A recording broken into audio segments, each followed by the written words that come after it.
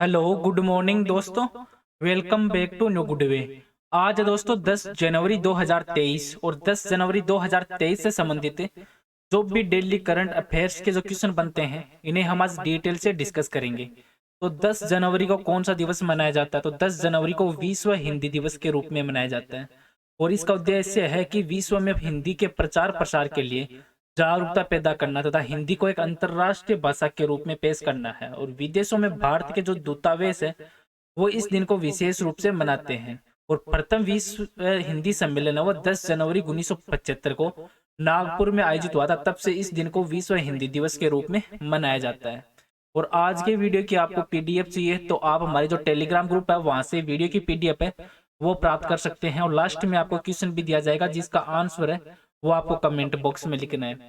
तो चलिए दोस्तों स्टार्ट करते हैं क्वेश्चन नंबर 1 से। और आज का वीडियो आपको अच्छा लगे तो चैनल को सब्सक्राइब और इसका बेल आइकन है वो जरूर प्रेस करें ताकि डेली के जो वीडियो अपलोड कर रहा हूं मैं उनका नोटिफिकेशन है वो आपको मिलता रहे। क्वेश्चन नंबर 1 है कि किस राज्य सरकार ने 2022-23 के लिए अपने सर्वोच्च नागरिक पुरस्कार की घोषणा वो की है?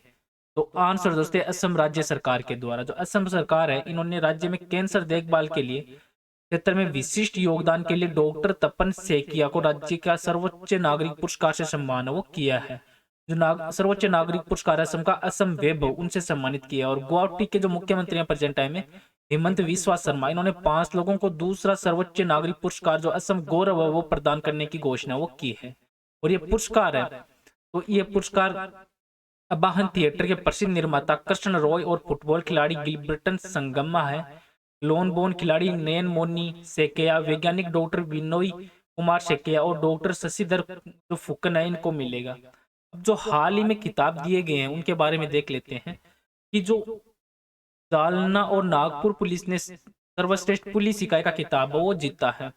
और प्रभुचंद्र मिश्र को अटल सम्मान पुरस्कार से सम्मानित वो किया गया है। और आईआईटी मद्रास ने वाटरन क्यूएस रीमेजिन एजुकेशन अवार्ड 2022 से वो जीता है। और upon entry the global rings of a वाटरकॉक्स है इसको बेस्ट फिल्म का अवार्ड वो मिला है। और भारतीय साइकिलिस्ट स्वस्ति सिंह है इनको 30वां एकलव्य पुरस्कार वो मिला है।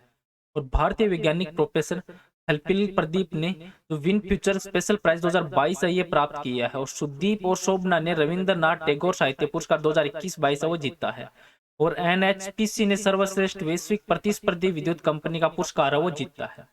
अब असम राज्य है तो असम राज्य के बारे में और पढ़ लेते हैं। असम राज्य वो उत्तर पूर्वी भारत में स्थित एक राज्य है जिसको आप मैप में देख सकते हैं। और असम है वो अन्य उत्तर पूर्वी भारतीय राज्यों से घिरा हुआ है जैसे भूटान बांग्लादेश है। ये इन देशों से भी असम की सीमाओं लगती है। और इसके साथ साथ जो राज्य हैं अरुणाचल प्रदेश, नागालैंड, मणिपुर, मिजोरम, मेघालय, त्रिपुरा और पश्चिम बंगाल है। और असम के प्रेजेंट मुख्यमंत्री है हेमंत विश्वा शर्मा और राज्यपाल है जगदीश मुखी। और असम में टोटल जिले हैं 35 और असम की राजधानी है वह है दिसपुर। और असम को जो राज्य का दर्जा मिला था ये मिला था 26 जनवरी 1950 को इसको राज्य का दर्जा वो मिला था।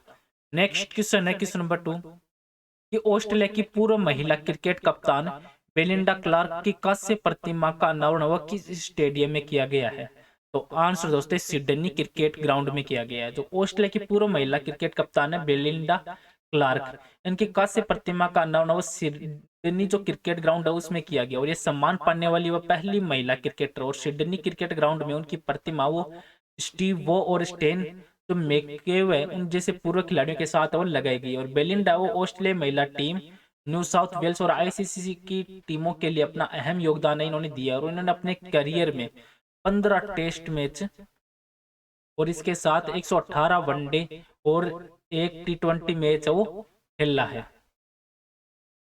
नेक्स्ट क्वेश्चन है क्वेश्चन नंबर 3 कि इंडियन ओवरसीज बैंक के एमडी और सीईओ के रूप में किसने कार्यभार वो संभाला है? तो आंसर दोस्तों ये अजय कुमार श्रीवास्तव ने। जो सार्वजनिक क्षेत्र के इंडियन ओवरसीज बैंक है इन्होंने अजय कुमार श्रीवास्तव को प्रमोशन देकर कंपनी का जो एमडी और सीईओ है उनके रूप में इनको नियुक्त किया है। और अजय कुमार श्रीवास्तव वो 1 जनवरी 2023 से 3 साल की जो अपने कार्यकाल के लिए इंडियन ओवरसीज बैंक का जो एमडी और सीईओ के रूप में नियुक्ति है वो इनकी हुई है। और हाल ही में जो नियुक्तियां हुई है इनके बारे में देख लेते हैं कि प्रवीण कुमार श्रीवास्तव है इनको अंतरिम केंद्रीय सत्कर्ता आयुक्त वो नियुक्त किया है। और सूर्योदय स्मॉल फाइनेंशियल बैंक में सीईओ पद पर भास्कर बाबू की फिर से नियुक्ति वो की गई है। और लेफ्टिनेंट जनरल अरविंद वालिया को सेना का इंजीनियर इन चीफ वो नियुक्त किया है। संतोष कुमार यादव को एनएचआई के अध्यक्ष और सुभाषिष पांडा डीडीए के वीसी नियुक्त हुए हैं। और गंजी कमला वीरावो एफएसएसएआई के मुख्य कार्यकारी अधिकारी के रूप में नियुक्त हुए हैं। और केंद्र ने सुप्रीम कोर्ट के पूर्व जज हेमंत गुप्ता को न्यू दिल्ली में अंतर्राष्ट्रीय जो मध्यस्थता केंद्र है उनका अध्यक्ष नियुक्त किया है। और अनिल कुमार लाहौटी है वो अब रेलवे बोर्ड के चेयरमैन और सीईओ बने हैं। और आलोक सिंह को एयर इंडिया में कम लागत वाले एयरलाइन व्यवसाय का प्रमुख वो नामित वो किया गया है। अब इंडियन ओवरसीज बैंक है, तो इंडियन ओवरसीज बैंक की स्थापना कब हुई? तो ये हुई थी दोस्तों 10 फरवरी 1937 को हुई थी। और इंडियन ओवरसीज बैंक के संस्थापक थे एम चिदम्बर चोटियार। और इसका हेडक्वार्टर इंडियन ओवरसीज बैंक का वो है दोस्तों चेन्नई में। नेक्स्ट क्वेश्चन है क्वेश्चन नंबर 4 कि 17वां जो प्रवासी भारतीय दिवस है वह किस शहर में आयोजित किया जाएगा? तो आंसर दोस्तों भोपाल में, भोपाल शहर में आयोजित किया जाएगा। जो 17वां प्रवासी भारतीय दिवस है ये 8 से लेके 10 जनवरी 2023 है, उनमें इंदौर मध्य प्रदेश है, भोपाल यहाँ पे आयोजित किया गया है। और विदेश मंत्रालय में सचिव ओसाफ सईद है, इन्होंने न्यू दिल्ली में मीडिया को संबोधित भी किया था। और जो नरेंद्र मोदी है भारतीय प्रेजेंट टाइम में प्रधानमंत्री, इन्होंने भी 9 जनवरी को प्रवासी भारतीय दिवस सम्मेलन का एक औपचारिक रूप से उद्घाटन वो किया था। अब जनवरी महीना, तो जनवरी महीने में निम्न इंपोर्टेंट दिवस है वो और मनाए जाते हैं। जैसे 1 जनवरी 2023 को मनाया जाता है वैश्विक परिवार दिवस। और 4 जनवरी को विश्व ब्रेल दिवस। और 6 जनवरी को युद्ध अनाथों का एक विश्व दिवस के रूप में। और 9 जनवरी को प्रवासी भारतीय दिवस के रूप में।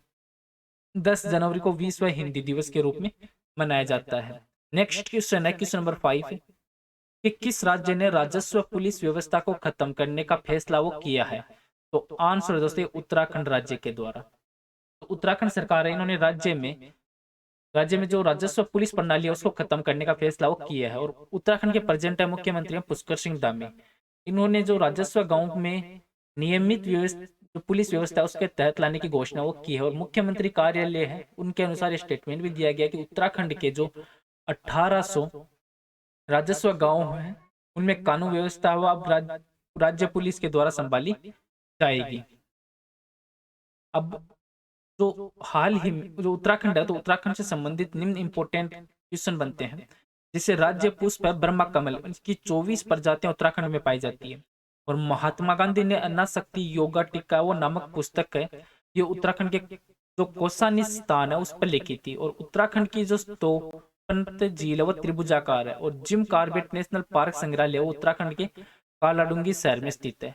और मत्स्य नीति उत्तराखंड में 2002 में लागू की गई थी। उत्तराखंड में राज्य में 15% कृषि है वो योग्य भूमि है। उत्तराखंड के राज्यपाल गुरमीत सिंह। उत्तराखंड के प्रेजेंट मुख्यमंत्री हैं दोस्तों पुष्कर सिंह धामी। और उत्तराखंड की राजधानी है देहरादून केरसेन। अब उत्तराखंड है, तो उत्तराखंड उत्तर भारत में स्थित एक राज्य है जिसको आप मैप पे में देख सकते हैं। और इसके जो पड़ोसी राज्य हैं जैसे हिमाचल प्रदेश है, उत्तर प्रदेश है, और इसकी सीमाएं तिब्बत और नेपाल से भी लगती है। और उत्तराखंड में टोटल जिले हैं 13 है उत्तराखंड में टोटल जिले हैं। और यहाँ की राजधानी है देहरादून। नेक्स्ट क्वेश्चन है क्वेश्चन नंबर 6 कि किस देश ने मधुमक्खियों के लिए दुनिया के पहले टीके के उपयोग को मंजूरी वो दी है? तो आंसर दोस्तों अमेरिका के द्वारा दी गई है। जो अमेरिका ने मधुमक्खियों के लिए दुनिया के पहले टीके के उपयोग को मंजूरी दी है। और ये अमेरिकी जो फुल ब्रूड रोग से होने वाली मौतों को रोकने के लिए बनाया गया है। जो यूनाइटेड स्टेट है डिपार्टमेंट ऑफ एग्रीकल्चर, इन्होंने बायोटेक कंपनी डालन एनिमल हेल्थ द्वारा विकसित जो मधुमक्खियां हैं उनके लिए दुनिया के पहले टीके के लिए जो लाइसेंस है वो दिया। और ये टीका शुरू होने में वाणिज्यिक मधुमक्खी पालकों के लिए उपलब्ध होगा। और इसका उद्देश्य है जो बैक्टीरियम पेनिबेलिसिस लार्वा है उसके कारण होने वाली अमेरिकी जो फूल फ्रूट बीमारी उनसे बचाव करना है। नेक्स्ट क्वेश्चन है क्वेश्चन नंबर 7 कि फॉक्स in the road my days at RBI and beyond नामक पुस्तक वह किसके द्वारा लिखी गई है? तो आंसर दोस्तों ये सी रंगराजन के द्वारा लिखी गई है। जो सी रंगराजन है इन्होंने फॉक्स in the road my days and RBI and beyond नामक पुस्तक लिखी है। और इसे पेंगुइन बिजनेस के द्वारा प्रकाशित किया गया। और ये पुस्तक है वो भारतीय अर्थशास्त्री और पूर्व संसद सदस्य और भारतीय रिजर्व बैंक के 19वें जो गवर्नर है डॉक्टर सी रंगराजन, इसका एक संस्करण है। और ये स्वतंत्रता के बाद योजना युग के वर्तमान समय तक भारत के परिवर्तन पर चर्चा की है। और किताबों को 3 भागों में बांटा गया है। भाग फर्स्ट में आरबीआई और योजना आयोग, और भाग सेकंड में आरबीआई के गवर्नर, और भाग 3 में आरबीआई से परे। और हाल ही में जो पुस्तक लिखी गई है उनके बारे में देख लेते हैं कि जो सी रंगराजन के द्वारा फोक्स in the road my days at RBI and beyond नामक पुस्तक लिखी गई है। और लेखिका जो मानसी गुलाटी ने अपनी पुस्तक मिरेकल ऑफ भेस योगा है उसका विमोचन किया। और चिपको आंदोलन पर आधारित किताब को कमला देवी चट्टोपाध्याय NIF है वो पुरस्कार से सम्मानित वो किया गया है। और शेन वॉटसन के द्वारा लिखी गई नई पुस्तक है शीर्षक winning in the inner battle. और मध्य प्रदेश के राज्यपाल के द्वारा होम्योपैथिक चिकित्सक डॉक्टर एक द्विवेदी की पुस्तक है ह्यूमन एटोनॉमी का विमोचन किया गया। और मिशेल ओबामा के द्वारा द लाइट वी कैरी और कमिंग इन अनसर्टेन टाइम्स नामक पुस्तक लिखी गई है। और ब्रेव हार्ट्स ऑफ भारत है ये बिगनेट्स फ्रॉम इंडियन हिस्ट्री पुस्तक का विमोचन वो किया गया। और ब्रिटिश जो इतिहासकार है साइमन सेबाक के द्वारा लिखी गई the world a family history नामक की पुस्तक। नेक्स्ट क्वेश्चन है क्वेश्चन नंबर 8 कि भारत अब किस देश को पीछे छोड़कर वैश्विक स्तर पर तीसरा सबसे बड़ा ऑटो बाजार है वो बना है। तो आंसर दोस्तों जापान देश। तो भारत ने बीते साल 2022 में ऑटोमोबाइल जो बिक्री है उसके मामले में जापान को भी पीछे छोड़ा। और इसके साथ ही भारत अब दुनिया का तीसरा सबसे बड़ा ऑटो मार्केट बन गया। और इंडस्ट्री के जो आंकड़े देखे तो उनके अनुसार देखे तो निक्केई है ऐसे की एक हालिया रिपोर्ट प्रदर्शित की गई थी। और इस रिपोर्ट से यह पता चलता है कि भारत ने 2022 में करीबन 42.5 लाख नई व्हीकल बेचे हैं। जो जापान की रैंक है वो 42 लाख यूनिट की बिक्री से भी ज्यादा है। अब जापान है तो जापान एशिया महाद्वीप के पूर्व में स्थित एक देश है जिसको आप मैप में देख सकते हैं। और जापान की राजधानी है टोक्यो। और यहाँ के प्रधानमंत्री हैं फूमियो किशिदा। और यहाँ की मुद्रा है जापानी येन। नेक्स्ट क्वेश्चन है क्वेश्चन नंबर 9 कि एशियन पैसिफिक पोस्टल यूनियन का मुख्यालय है वो कहाँ पर है। तो आंसर दोस्तों बैंकॉक में है। तो एशियन पैसिफिक पोस्टल यूनियन है APPU वो एशिया प्रशांत क्षेत्र के 32 जो सदस्य देशों का एक अंतर सरकारी संगठन है। और संचार मंत्रालय के अनुसार देखें तो भारत वो इस महीने से एशियन पैसिफिक पोस्टल यूनियन का नेतृत्व वो संभालेगा। नेक्स्ट क्वेश्चन है क्वेश्चन नंबर 10 कि किस देश ने संयुक्त राष्ट्र मिशन के लिए महिला शांति सैनिकों की पलटन वो भेजी है।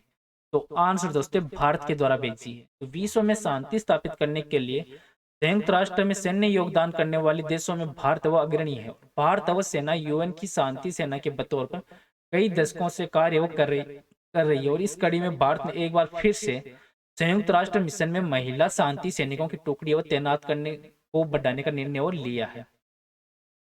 और आज का नेक्स्ट और लास्ट क्वेश्चन है जिसका आंसर है वो आपको कमेंट बॉक्स में लिखना है कि केंद्रीय मंत्री डॉक्टर जितेंद्र सिंह ने किस राज्य में national genome editing and training centre का उद्घाटन वो किया है। तो इसका राइट आंसर है वो आपको कमेंट बॉक्स में लिखना है दोस्तों। और पीछे के वीडियो में भी आपको क्वेश्चन दिया था कि किस राज्य में बेली सस्पेंशन ब्रिज का उद्घाटन वो किया गया है। तो इसका राइट आंसर था दोस्तों ऑप्शन नंबर बी जम्मू और कश्मीर में। जो जम्मू और कश्मीर में जो रक्षा मंत्री राजनाथ सिंह है इन्होंने वर्चुअली जो चिनाब नदी है उस पर जो बेली सस्पेंशन ब्रिज का शुभारंभ किया। और जो सीमा सड़क संगठन है BRO इन्होंने निर्धारित समय में 1 महीने पहले इस इस 240 फुट ऊंचे लंबे बेली सस्पेंशन ब्रिज का निर्माण वो किया है। चलो दोस्तों आज का वीडियो है वो यहीं पे समाप्त करता हूँ। वीडियो आपको अच्छा लगे तो चैनल को सब्सक्राइब और शेयर जरूर करें। Thank you all of you.